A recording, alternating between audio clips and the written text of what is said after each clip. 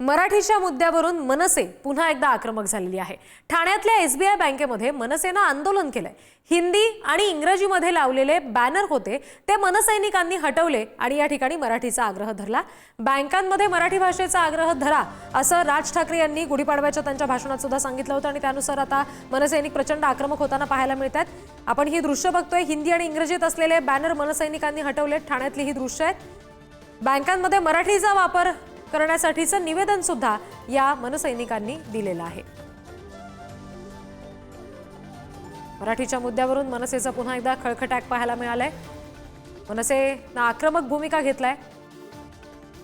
बँकेत मराठीत सगळे व्यवहार व्हावेत, मराठी वापरलं जावं यासाठी मनसैनिकांनी निवेदन दिलंय आणि हिंदी इंग्रजी भाषांमधले असलेले तिथले बॅनर त्यांनी हटवलेत। तातडीनं मराठीचा वापर केला नाही तर मनसे स्टाईल आंदोलन करणार असा इशारा सुद्धा दिला गेलाय।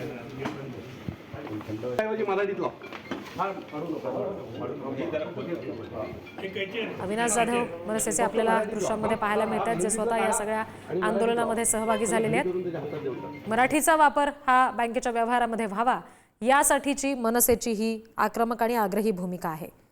हिंदी इंग्रजीत लावलेले बॅनर तिथून हटवले गेलेत।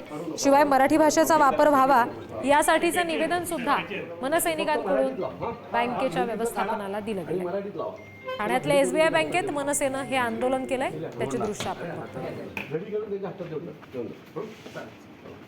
आणखी तपशील घेऊया। प्रतिनिधी श्रेयस सावंत आपल्याशी जोडलेले आहेत त्यांच्याकडून।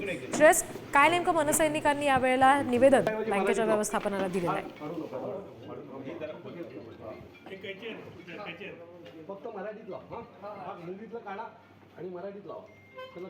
पुन्हा एकदा आपण श्रेयस यांना संपर्क करायचा प्रयत्न करूया, मात्र सध्याची ही दृश्य ठाण्यातल्या एसबीआय बँकेतली आहेत।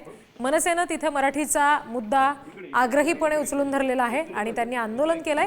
हिंदी इंग्रजीत लावलेले बॅनर हटवलेत आणि आता बँकेतला व्यवहार पूर्णपणे मराठी करा यासाठीचा आग्रह धरला, तसं निवेदन दिलं। मनसेनं आता पुन्हा एकदा मराठीचा हा मुद्दा उचलून धरलेला आहे। गुढीपाडव्याला झालेल्या मेळाव्यामध्ये राज ठाकरे यांनी आपल्या भाषणात या संदर्भातला उल्लेख केला होता, तसं आवाहन केलेलं होतं आणि आता मनसैनिकांनी त्याचं सगळ्याचं पालन करायची सुद्धा सुरुवात केली आहे।